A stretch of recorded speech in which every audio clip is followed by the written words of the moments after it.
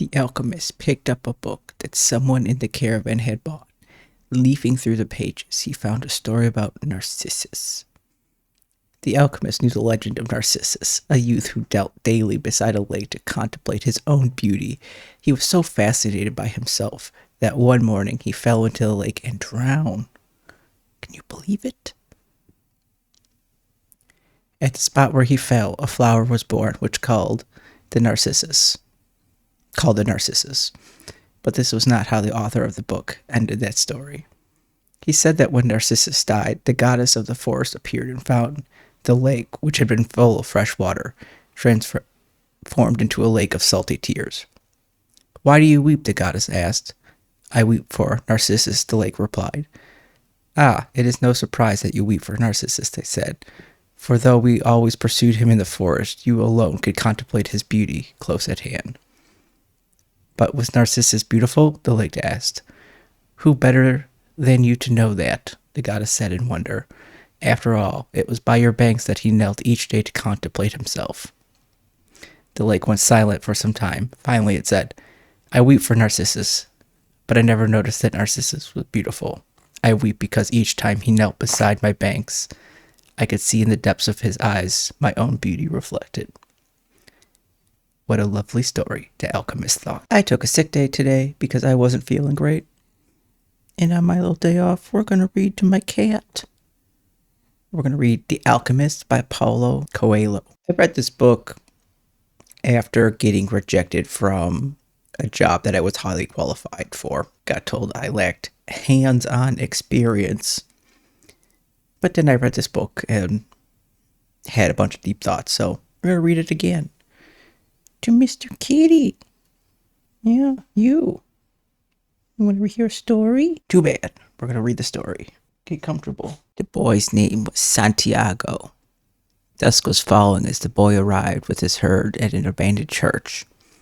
The roof had fallen in long ago, and an enormous sycamore had grown on the spot where the city had once stood. He decided to spend the night there. He saw to it that all the sheep entered through the ruined gate, and had laid some planks across it to prevent the flock from wandering away during the night. There were no wolves in the region, but once an animal had strayed during the night, and the boy had to spend the entire next day searching for it.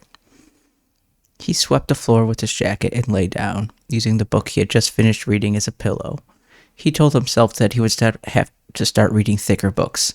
They lasted longer, and they made more comfortable pillows. Yeah. Am I a comfortable pillow for you? It was still dark when he awoke. And looking up, he could see the stars through the half-destroyed roof. I wanted to sleep a little longer, he thought. He had the same dream that night as a week ago, and once again he awakened before it ended. He arose, and taking up his crook, began to awaken the sheep that still slept.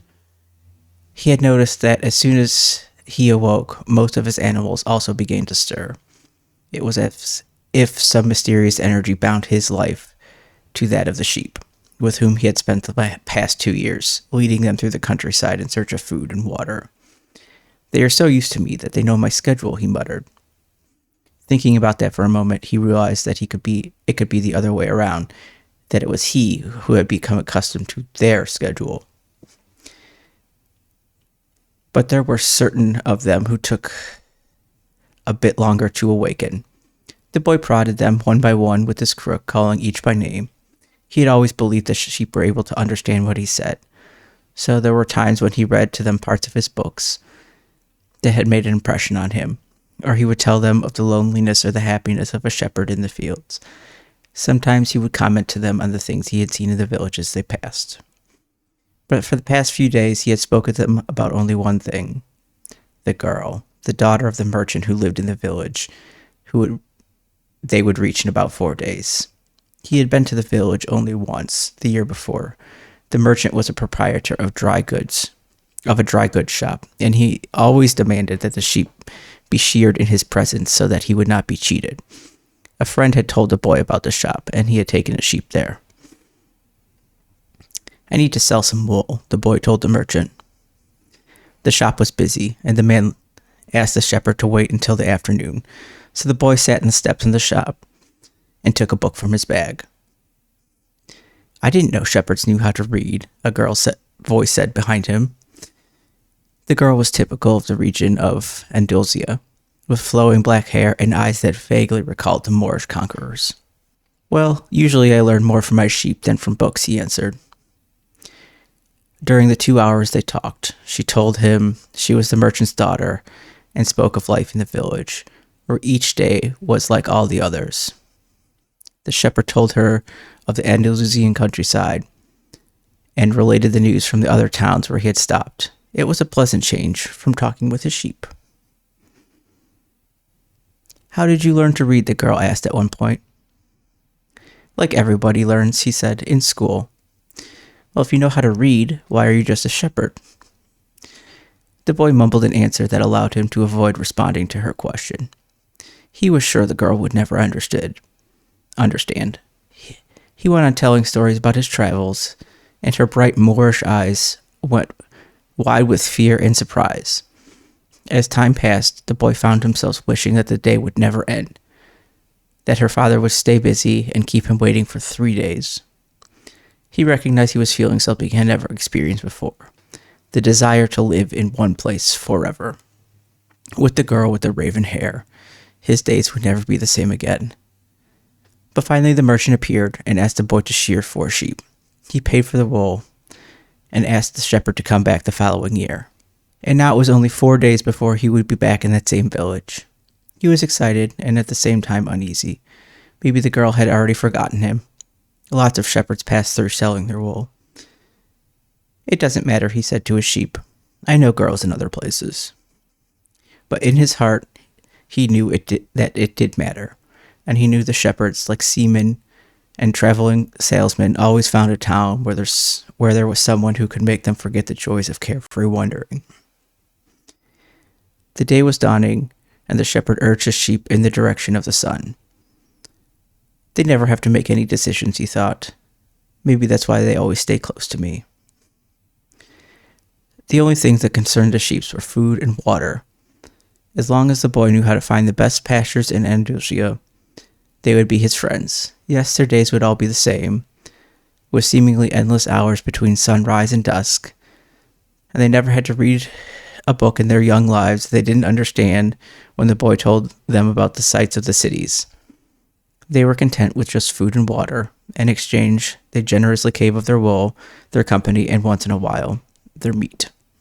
If I became a monster today and decided to kill them, one by one, they would become aware only after most of the flock had been slaughtered, thought the boy. They'd trust me, and they've forgotten how to rely on their own instincts, because I lead them to nourishment. The boy was surprised at his thoughts. Maybe the church with the sycamore growing from within had been haunted. It had caused him to have the same dream for a second time, and it was causing him to feel anger towards his faithful companions.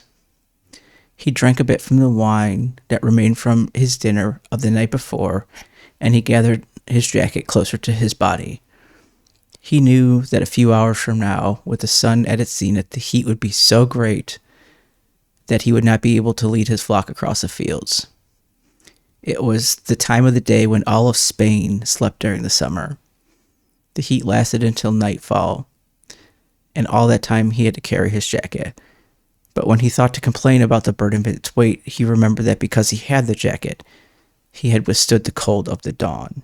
We have to be prepared for change, he thought, and he was grateful for the jacket's weight and warmth. The jacket had a purpose, and so did the boy. His purpose in life was to travel, and after 2 years of walking the Andalusian terrain, he knew that all the cities in the region. He was planning on this visit to explain to the girl how it was that a simple shepherd knew how to read, that he had attended a seminary until he was 16. His parents had wanted him to become a priest, and therefore a source of pride for a simple farm family. They worked hard to have food and water like the sheep. He had studied Latin, Spanish, and theology, but ever since he had been a child, he wanted to know the world. And it was much more important to him than knowing God and learning about man's sins. One afternoon, on a visit to to his family, he had summoned up the courage to tell his father that he didn't want to become a priest, that he wanted to travel. People from all over the world have passed through this village, son, said the father. They come in search of new things, but when they leave, they are basically the same people they were when they arrived. They climb the mountain to see the castle, and they wind up thinking that the past was better than what we have now. They have blonde hair or dark skin, but they're basically the same as the people who live right here. But I'd like to see the castles and towns where they live, the boy explained. Those people, when they see our land, say that they would like to live here forever, his father continued. Well, I'd like to see their land and see how they live, said his own son. The people who come here have a lot of money to spend, so they can afford to travel, his father said. Amongst us, the only ones who travel are the shepherds. Well, then I'll be a shepherd. His father said no more. The next day he gave his son a pouch that had 3 ancient Spanish gold coins. I found these one day in the fields. I wanted them to be a part of your inheritance, but use them to buy your flock. Take to the fields, and someday you'll learn that our countryside is the best, and our women are the most beautiful. Well, he thought about that, the old man said, but bakers are more important people than shepherds. Bakers have homes, while shepherds sleep out in the open. Parents would rather see their children marry bakers than shepherds. The boy felt a pang in his heart, thinking about the merchant's daughter. There was surely a baker in her town. The old man continued, in the long run, what people think about shepherds and bakers becomes more important for them than their own personal legends. The old man leafed through the book and fell to reading a page that he came to. The boy waited and then interrupted the old man just as he himself had just been interrupted. Why are you telling me all of this? Because you are trying to realize your personal legend, and you're at the point where you're about to give it all up. And then what? And that's when you always appear on the scene? Not always in this way, but I always appear in one form or another. Sometimes I appear in the form of a solution or a good idea, at other times at a crucial moment, and make it easier for things to happen. There are other things I do too, but most of the time people don't realize I've done them. The old man related that the week before he had been forced to appear before a miner who had taken the form of a stone. The miner had abandoned everything to go mining for emeralds. For 5 years he had been working a certain river and examined hundreds of thousands of stones looking for an emerald. The miner was about to give it all up, right at the point when, if he were to examine just one more stone, just one more, he would find his emerald. Since the miner had sacrificed everything to his personal legend, the old man decided to become involved. He transformed himself into a stone that rolled up to the miner's foot. The miner, with all the anger and frustration of his 5 fruitless years, picked up the stone and threw it aside. But he had thrown it with such force that it broke the stone it fell upon, and there, embedded in the broken stone, was the most beautiful emerald in the world. People learn early in their lives what is their reason for living, said the old man with a certain bitterness. Maybe that's why they gave up on it so early, but that's the way it is. The boy reminded the old man that he had said something about hidden treasure. Treasure is uncovered by the force of flowing water and is buried by the same currents, said the old man. If you want to learn about your own treasure, you have to give me 1/10 of your flock. What about 1/10 of my treasure? The old man looked disappointed. If you start out by promising what you don't even have yet, you'll lose your desire to work towards getting it. The boy told him that he had already promised to give 1/10 of his treasure to the gypsy. Gypsies are experts in getting people to do that, sighed the old man. In any case, it's good you learn that everything in life has its price. This is what the warriors of light try to teach. The old man returned the book to the boy. Tomorrow, at the same time, bring me 1/10 of your flock, and I will tell you how to find the hidden treasure. Good afternoon. He vanished around the corner of the plaza. The boy began to read his book, but he was no longer able to concentrate. He was tense and upset because he knew that the old man was right.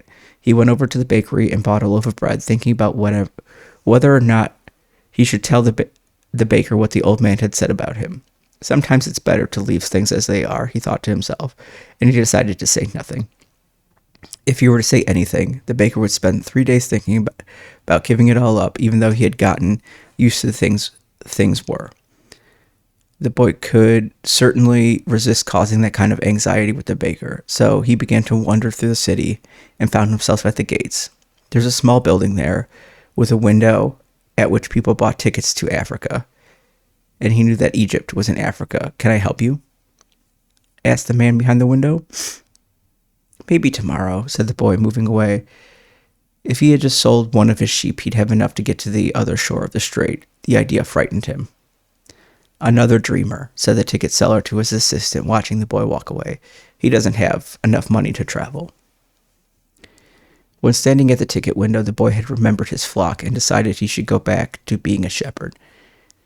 In 2 years, he had learned everything about shepherding. He knew how to shear sheep, how to care for pregnant ewes, how to protect the sheep from wolves. He knew all the fields and pastures of Andalusia, and what was a fair price for every one of his animals.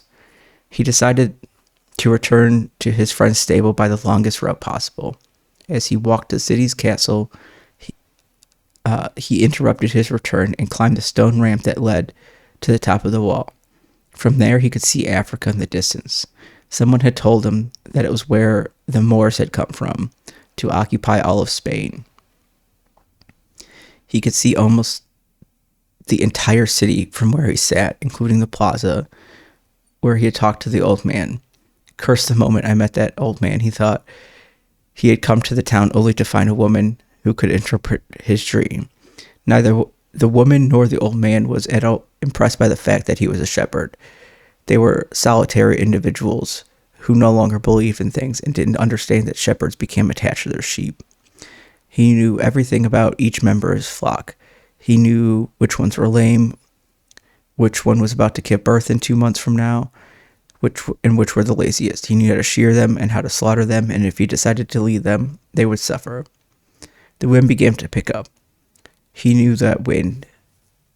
People called it the Levanter, because on it the Moors had come from the Levant at the eastern end of the Mediterranean. The Levanter increased in intensity. Here I am between my flock and my treasure, the boy thought. He had to choose between something he had become accustomed to and something he wanted to have. There was also the merchant's daughter, but she wasn't as important as his flock, because she didn't depend on him.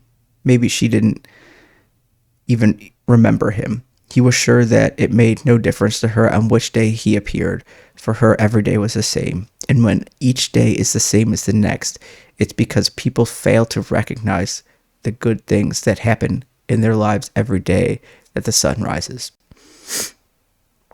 I left my father, my mother, and the town castle behind. They have gotten so used to my being away, and so have I. The sheep will get used to my not being here too, the boy thought. From where he sat, he could observe the plaza. People continued to come and go from the baker's shop. A young couple sat on the bench where he had talked with the old man, and they kissed. "That baker," he said to himself without completing the thought. The Levanter was still getting stronger, and he felt its force on his face. The wind had brought the Moors, yes, but it had also brought the smell of desert and of veiled women. It had brought with it the sweat and dreams of men who once left to search for the unknown and for gold and adventure and for the pyramids. The boy felt jealous of the freedom of the wind, and he saw that he could have the same freedom. There was nothing to hold him back except himself. The sheep, the merchant's daughter, and the field of Andalusia were the only steps along the way to his personal legend. The next day, the boy met the old man at noon. He brought 6 sheep with him. "I'm surprised," the boy said. "My friend brought the other sheep immediately. He said that he had always dreamed of being a shepherd and that it was a good omen." "That's the way it always is," said the old man. "It's called the principle of favorability. When you play cards for your first time, you're almost sure to win. Beginner's luck." "Why is that?" "Because there is a force that wants you to realize your personal legend. It whets your appetite with a taste of success."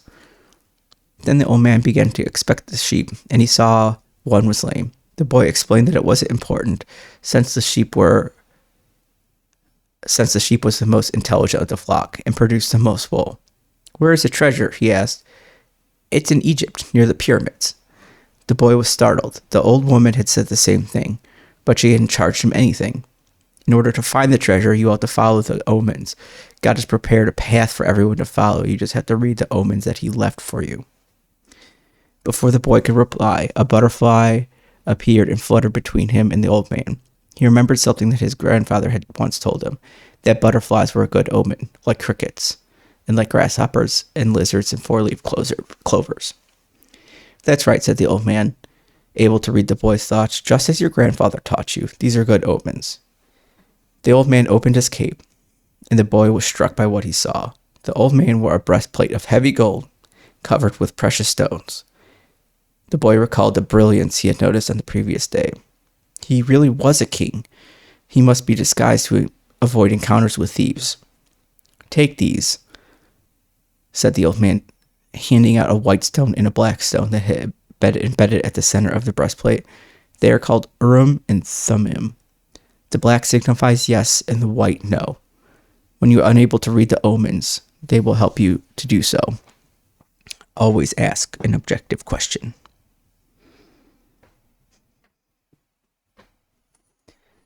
The boy put the stones in his pouch. From then on, he would make his own decisions.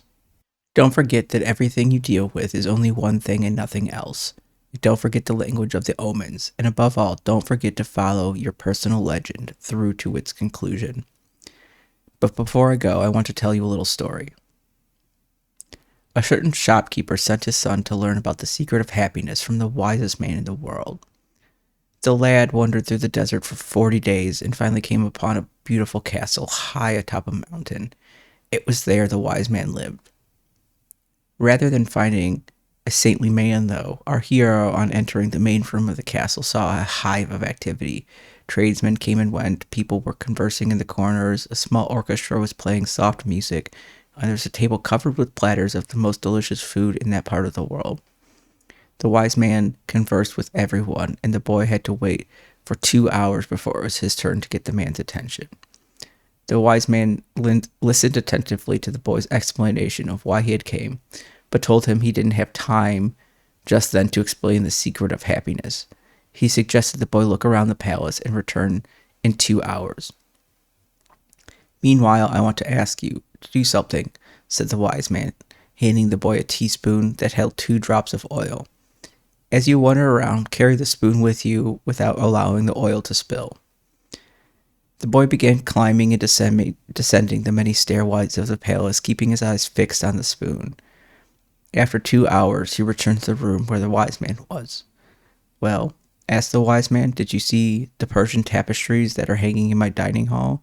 Did you see the garden it took the master gardener 10 years to create? Did you notice the beautiful parchments in my library?"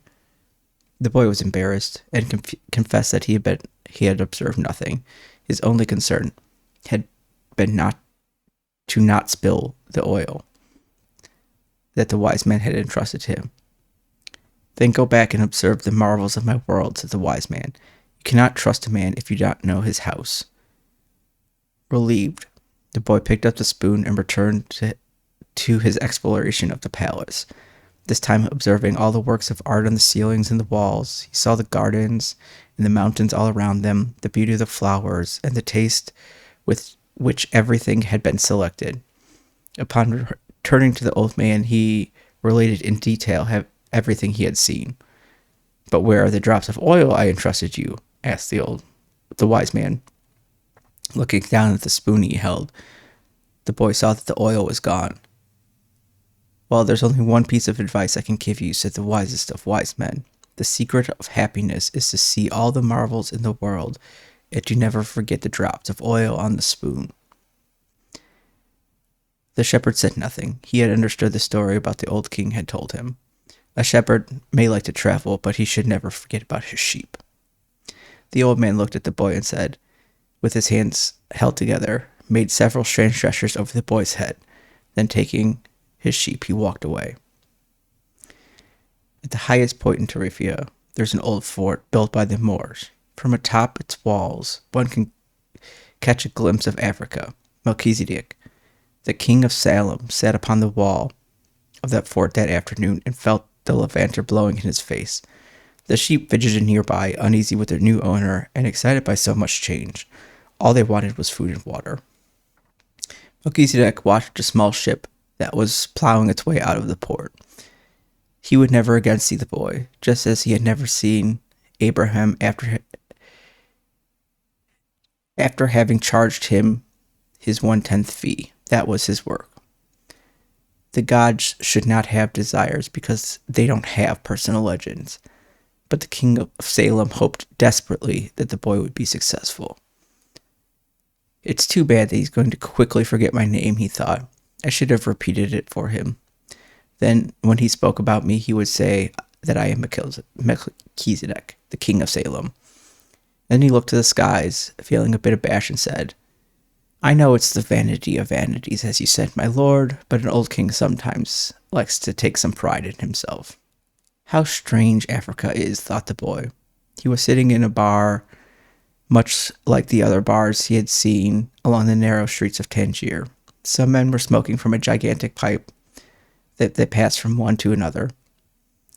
In just a few hours, he had seen men walking hand in hand, women with their faces covered, and priests that climbed to the tops of towers and chanted as everyone about him went up to their knees and placed their foreheads in the ground. A practice of infidels, he said to himself. As a child in the church, he had always looked at the image of Saint Santiago Matamoros on his white horse, his sword unsheathed, and figures such as those kneeling at his feet. The boy felt ill and terribly alone. The infidels had an evil look about them. Besides this, in the rush of his travels, he had forgotten a detail, just one detail, which could keep him from his treasure for a long time. Only Arabic was spoken in this country. The owner of the bar approached him, and the boy pointed to a drink that had been served at the next table. It turned out to be a bitter tea. The boy preferred wine, but he didn't need to worry about that right now. What he had to be concerned with was his treasure and how he was going to go about getting it. The sale of his sheep had left him with enough money in his pouch, and the boy knew that the money in there was magic. Whoever has money is never really alone. Before long, maybe in just a few days, he would be at the pyramids. An old man with a breastplate of gold wouldn't have lied to just acquire 6 sheep. The old man had spoken about signs and omens, and as the boy was crossing the strait, he had thought about the omens. Yes, the old man had known what he was talking about. During the time the boy had spent in the fields of Andalusia, he had become used to learning which path he should take by observing the ground and the sky. He had discovered the presence of a certain bird meant that there was a snake nearby, and that a certain shrub was a sign that there was water in the area. The sheep had taught him that. If God leads the sheep so well, he will also lead a man, he thought, and that thought made him feel better. The tea seemed less bitter. Who are you? He heard a voice ask him in Spanish. The boy was relieved. He was thinking about omens, and someone had appeared. How come you speak Spanish? He asked. The new arrival was a young man in Western dress, but the color of his skin suggested he was from the city. He was about the same age and height as the boy. Almost everyone here speaks Spanish. We're only 2 hours from Spain. Sit down and let me treat you to something, said the boy. And ask for a glass of wine for me. I hate this tea. There's no wine in this country, the young man said. The religion here forbids it. The boy told him that he needed to get to the pyramids. He almost began to tell the story about his treasure, but decided not to. If he did, it was possible that the Arab would want a part of the payment for taking him there. He remembered what the old man had said about offering something that you didn't even have yet. I'd like you to take me there if you can. I can pay you to serve as my guide. Do you have any idea how to get there? The newcomer asked. The boy noticed that the owner of the bar stood nearby, listening attentively to their conversation. He felt uneasy at the man's presence, but he had found a guide, and he didn't want to miss out on an opportunity. You have to cross the entire Sahara Desert, said the young man, and to do that you need money. I need to know whether you have enough. The boy thought it was a strange question, but he trusted in the old man who had said that when you really want something, the universe always conspires in your favor. He took his money from his pouch and showed it to the young man. The owner of the bar came over and looked as well. The two men exchanged some words in Arabic, and the bar owner seemed irritated. "Let's get out of here," said the new arrival. "He wants us to leave."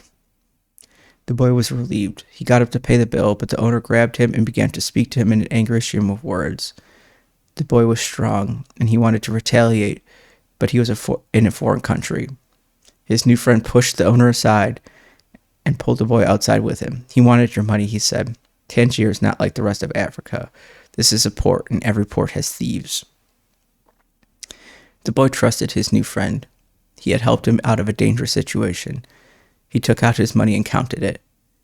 "We could get to the pyramids by tomorrow," said the other, taking the money, "but I have to buy 2 camels." They walked together through the narrow streets of Tangier. Everywhere there were stalls with items for sale. They reached the center of a large plaza where the market was held. There were thousands of people there, arguing, selling, and buying vegetables for sale amongst the daggers and carpets displayed alongside tobacco. But the boy never took his eye off his new friend. After all, he had all his money. He thought about asking him to give it right back, but decided that would be unfriendly. He knew nothing about the customs of the strange land that he was in. "I'll just watch him," he said to himself. He knew he was stronger than his friend. Suddenly, there in the midst of all the confusion, he saw the most beautiful sword he had ever seen. The scabbard was embossed in silver, and the handle was black and encrusted with precious stones. The boy promised himself that when he returned to Egypt, he would buy that sword. "Ask the owner of that stall how much that sword costs," he said to his friend. Then he realized he could have been distracted for a few moments looking at the sword. His heart squeezed, as if his chest had suddenly compressed. He was afraid to look around because he knew what he would find.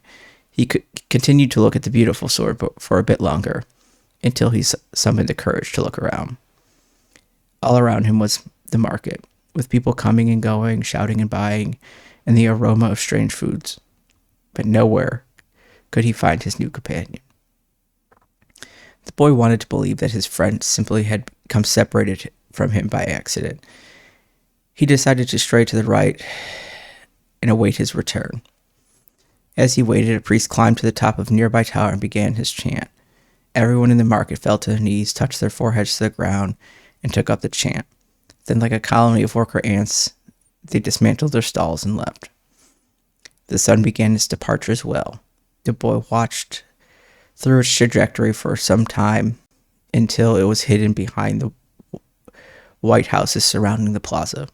He recalled that when the sun had risen that morning, he was on another continent, still a shepherd with 60 sheep, and still looking forward to meeting with a girl. That morning, he had known everything that was going to happen around him as he walked through the familiar fields. But now, as the sun began to set, he was in a different country, a stranger in a strange land where he couldn't even speak the language. He was no longer a shepherd, and he had nothing, not even the money to return and start everything over. All of this happened between sunrise and sunset, the boy thought, and he was feeling sorry about himself and lamenting the fact that his life could have changed so suddenly and drastically.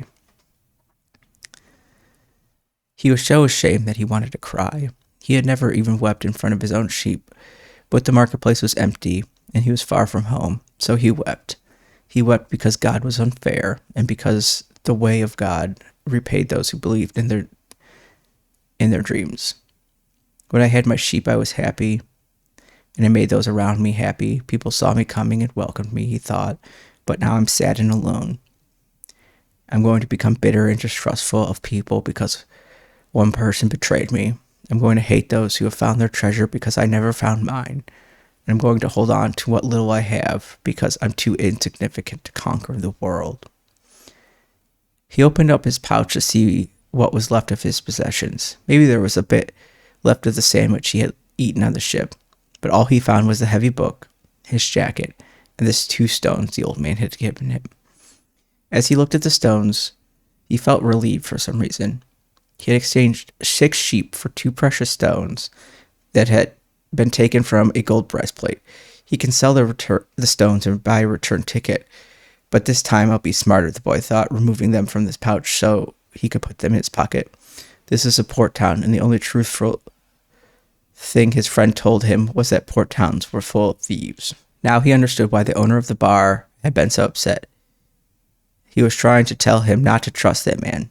I'm like everyone else. I see the world in terms of what I would like to see happen, not what actually does. He ran his fingers slowly across the stones, sensing their temperature and feeling their surfaces. They were his treasure. Just handling them made him feel better. They reminded him of the old man. When you want something, all the universe conspires in helping you to achieve it, he had said. The boy was trying to understand the truth of what the old man had said. There he was in the empty marketplace, without a cent to his name, and without a sheep to guard through the night. But the stones were proof that he had met with a king who knew of the boy's past. They're called Urim and Thummim, and they can help you read the omens. The boy put the stones back in his pouch and decided to do an experiment. The old man had said to ask clear questions, and to do that, the boy had to know what he wanted. So he asked if the old man's blessing was still with him. He took out one of the stones. It was yes. Am I going to find my treasure? He asked.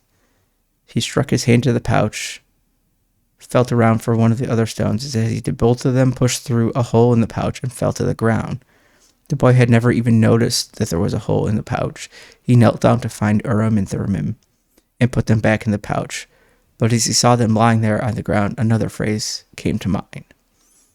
Learn to recognize the omens and follow them, the old king had said. An omen. The boy smiled to himself. He picked up the two stones and put them back in his pouch. He didn't consider mending the hole, that the stones could fall through at any time they wanted. He had learned that there were certain things one shouldn't ask about, so as if not to flee from one's personal legend. I promised that I would make my own decisions, he said to himself. But the stones had told him that the old man was still with him, and it made him feel more confident. He looked around at the empty plaza again, feeling less desperate than before. This wasn't a strange place, it was a new one. After all, what he had always wanted was just that, to know new places. Even if he never got to the pyramids, he had already traveled further than any shepherd he knew.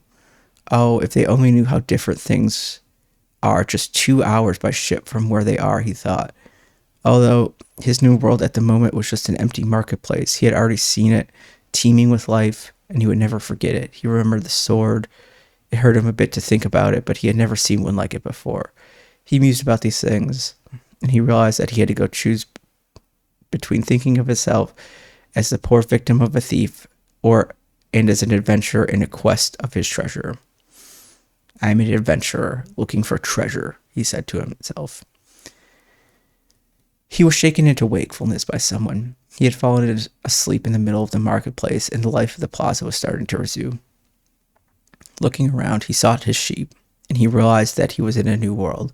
But instead of being saddened, he was happy. He no longer had to seek out food and water for the sheep. He can go in search of his treasure instead. He had not a cent of it in his pocket, but he had faith. He decided the night before that he would be as much of an adventurer as the ones he had admired in books. He walked slowly through the market. The merchants were assembling their stalls, and the boy helped a candy seller do this. The candy seller had a smile on his face. He was happy, aware of what his life was about, and ready to begin a day's work.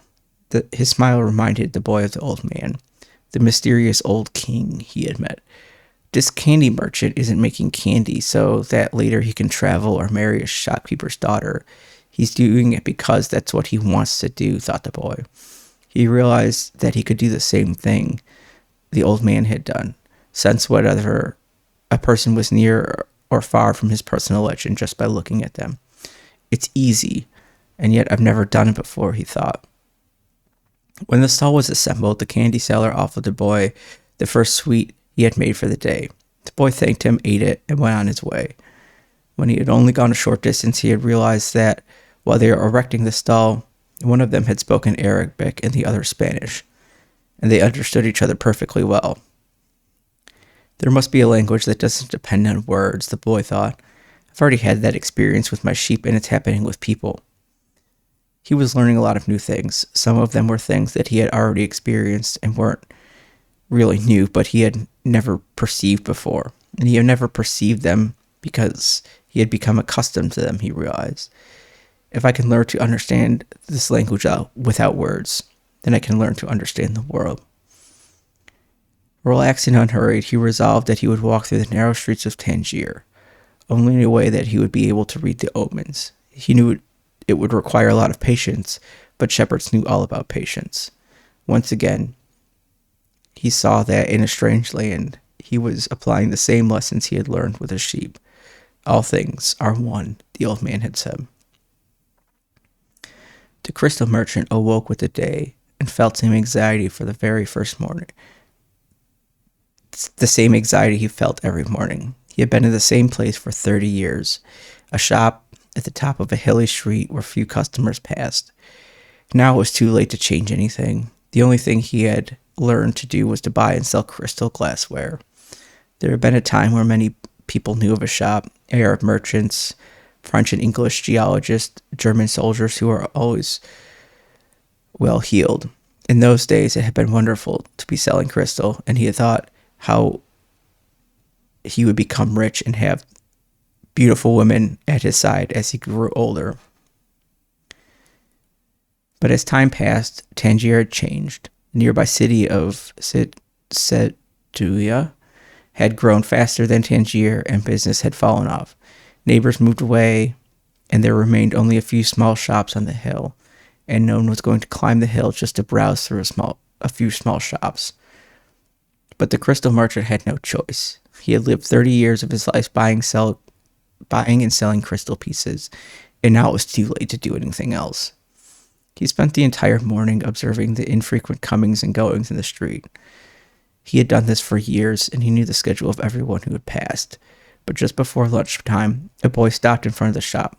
He was dressed normally, but the practiced eyes of the crystal merchant could see that the boy had no money to spend. Nevertheless, the merchant decided to delay his lunch for a few minutes until the boy moved on. A card hanging in the doorway announced that several languages were spoken in the shop. The boy saw a man appear behind the counter. I can clean up those glasses in the windows if you want, said the boy. The way they look now, nobody is going to want to buy them. The man looked at him without responding. In exchange, you can give me something to eat. The man still said nothing, and the boy sensed that he was going to have to make a decision. In his pouch, he had his jacket. He certainly wasn't going to need it in the desert. Taking the jacket out, he began to clean the glasses. In a half hour, he had cleaned all the glasses in the window, and as he was doing so, 2 customers had entered the shop and bought some crystal. When he had completed cleaning, he asked the man for something to eat. Let's go and have some lunch, said the crystal merchant. He put a sign on the door, and they went to a small cafe nearby. They sat down at the only table in the place. The crystal merchant laughed. You didn't have to do any cleaning, he said. The Quran requires me to feed a hungry person. Well then, why did you let me do it? The boy asked. Because the crystal was dirty, and both you and I needed to cleanse our mind of negative thoughts. When they had eaten, the merchant turned to the boy and said, I'd like you to work in my shop. 2 customers came in today while you were working, and that's a good omen.